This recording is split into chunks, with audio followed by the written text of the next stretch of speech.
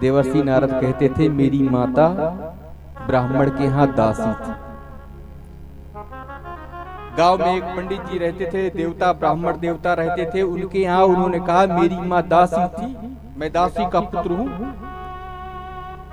लेकिन ब्राह्मण के यहाँ साधु संत आया जाया करते थे। एक बार कुछ साधु संत आकर के चातुर्मास कर रहे थे। मेरी अवस्था 5-6 वर्ष की थी।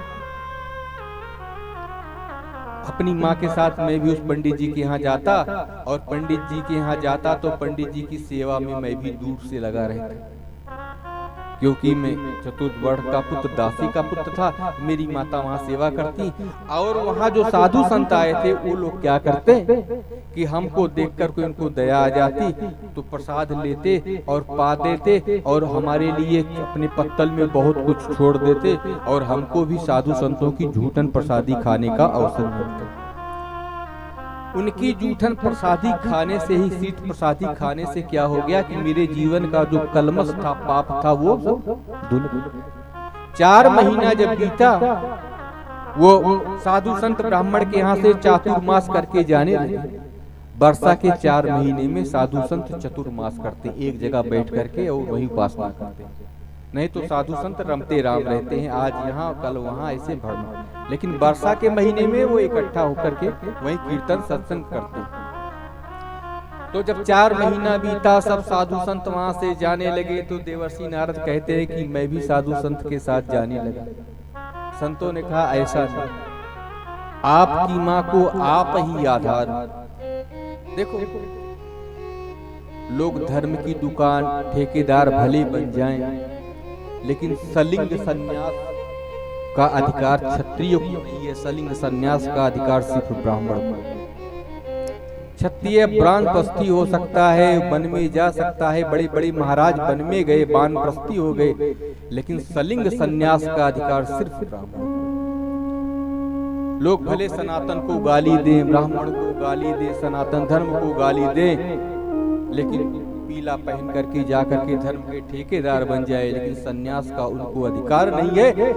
धर्म के ठेकेदार बने लोग घूमे, लेकिन अगर शास्त्र की बात कहेंगे तो उनकी भी धोती खुल जाए।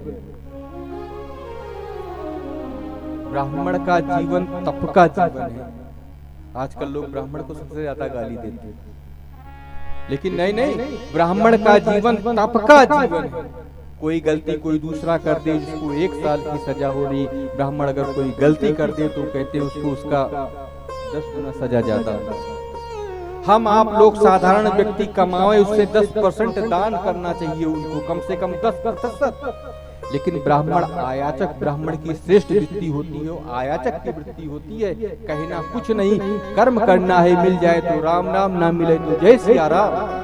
भागा तो मिलेगा, भागा का कोई खा नहीं पाएगा, और मिल जाए तो राम राम, ना मिले तो जय सिया राम। और उसमें से भी जो मिल जाए तो कहते हैं 10% नहीं 30% दान। अब ब्राह्मण का धर्म यही है, दान लेना, दान देना, यज्ञ करना, यज्ञ कराना, पढ़ना और पढ़ाना, ये 6 धर्म। तो जब ब्राह्मण लोग जाने लगे, महात्मा लोग जाने लगे, तो देवर्षि ने कहा ऐसा करो कि हमको जो है आप साधु बना दो। तो महात्मा लोग ऐसे महात्मा को साधु नहीं बनाते कि माता पिता का एक ही बच्चा है, इनका वंश ही नहीं चलेगा। उन्होंने कहा नहीं। तो छोटे 5-6 साल के थे ये, जब महात्माओं से बार बार विनती करने लगे, तो उन्होंने कहा आपको एक मंत्र दे रहा हूँ, जैसे मैं आचमन न्यास पूजा पाठ करता हूँ, ऐसे आप तो देख लिए हो, सीख लिए हो, आप भगवान का मंत्र इत्यादि जप करना, और फिर जब समय आए तो जैसा विचारना ऐसे करना। ऐसा कह करके मंत्र दे करके वो चले गए। ओम नमो भगवते तुभ्यं वासुदेवाय धीमहि प्रपन्नाय अनिरुद्धाय नमः संकर्षणाय च, यह मंत्र दे करके वो ब्राह्मण देवता चले गए, साधु संत चले गए। अब एक दिन देवर्षि नारद की माताजी संध्या के समय गई गौशाला में गाय को दूहने के लिए। गौशाला में एक सांप था, उसने उनकी माताजी को डस लिया और माताजी उनकी जय जय सीताराम हो गई। देवर्षि नारद बहुत छोटी अवस्था के थे, माताजी हैं, थोड़ा दुख भी हुआ लेकिन सुख भी हुआ।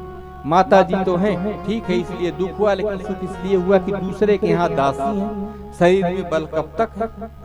कब तक नौकरी दूसरे की करेंगी। चलो इनका भी उद्धार हुआ, माता जी का अंतिम संस्कार किया और करने के बाद वो उत्तर दिशा की तरफ निकल गए।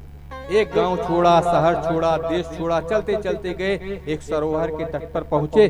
बड़ा लंबा घना वृक्ष था, उसकी छाया में बैठ गए, आंख मुंह धोया और धोकर के नहा धोकर के भगवान का ध्यान करने लगे। भगवान का जो झांकी का ध्यान कर रहे थे, उनके हृदय में झांकी आ गई।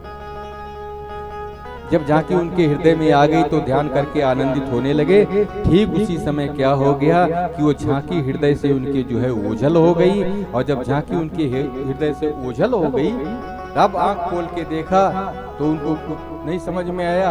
आकाशवाणी हुई कि भगवान का दर्शन अभी आपको नहीं होगा, अभी जीवन में कुछ आपका शेष कर्म बचा है, लेकिन भगवान का दर्शन आपको हो जाएगा। देवर्षि नारद ने कहा हमारा शरीर शांत हो गया, हमारा अगला जन्म हुआ। जब अगला जन्म हुआ फिर भी हमको पूर्व जन्म का सब याद था। और उन्होंने कहा फिर प्रलय हो गया, और प्रलय में फिर मैं जैसे भगवान अपने पेट में सबको समेट लेते हैं, उसी सबके साथ मैं भी चला गया। जब ब्रह्मा जी ने सृष्टि करना प्रारंभ किया तो ब्रह्मा जी के मुख से मैं भी उनके मानस पुत्र के रूप में पैदा हुआ, प्रकट हो गया। अब कह रहे हैं कि देवदत्ता मीमां वीणा स्वर ब्रह्म विभूषिता मूर्छयित्वा हरि कथाम गाय मानस चराम्य। हम कहते हैं भगवान की हमको देवदत्त नाम की वीणा मिली, भगवान का नाम इस वीणा पर गाता हूँ, ना बिना पासपोर्ट बना वीजा, जहाँ चाहूँ वहाँ मैं त्रिभुवन में विचरण करता हूँ। लेकिन ये सब कब सुलभ हुआ? उन्होंने कहा जब संतों की कृपा हो गई। जब तक संतों का आशीर्वाद नहीं मिला तब तक ये हमारे जीवन में पूर्ण नहीं हुआ। इसलिए ऐसा करो, संत की कृपा होना चाहिए। तो आइए एक भजन गा लेते हैं। बोलिए भागवत भगवान की जय। संतन